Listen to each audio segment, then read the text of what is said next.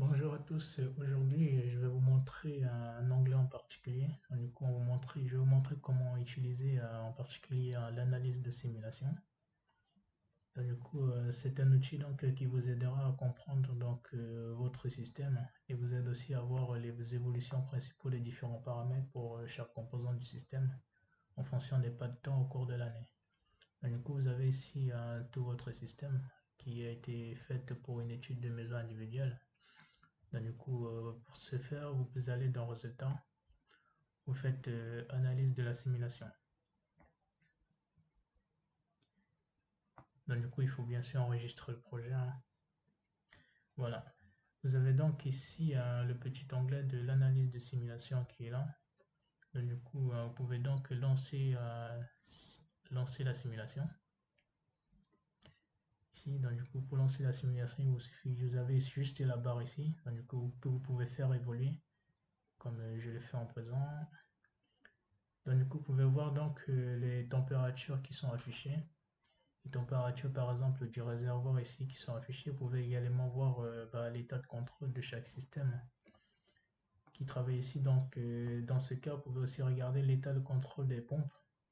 Du coup, pour savoir à peu près combien d'énergie il consomme et quel est le débit en litres par heure. Vous pouvez aussi voir ici l'énergie fournie par le système de chauffage. Ici, dans notre cas, c'est la chaudière à gaz. Du coup, l'énergie qu'il fournit, enfin du moins la puissance fournie par de la chaudière gaz. On va donc aussi visualiser les débits qui circulent dans les circuits ici. Donc, vous pouvez aussi voir l'état de température, hein, que ce soit dans ici les émetteurs ici, et voilà. Du coup, vous pouvez également, si vous appuyez par exemple ici sur le plus, du coup, nous passons vraiment à chaque étape qu'a calculé Polisson. Vous pouvez voir aussi tous les changements en temps réel dans le système. Bien sûr, toutes les évolutions, c'est sur l'année. Du coup, si vous voulez voir sur un cas en particulier, par exemple ici, vous avez ici la durée de simulation. Par exemple, le 20 janvier, vous avez aussi la date, l'heure, etc.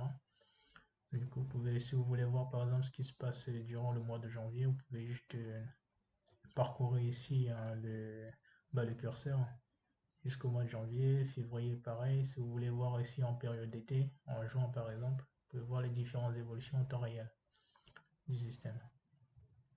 Vous pouvez voir jusqu'à décembre par exemple, voilà.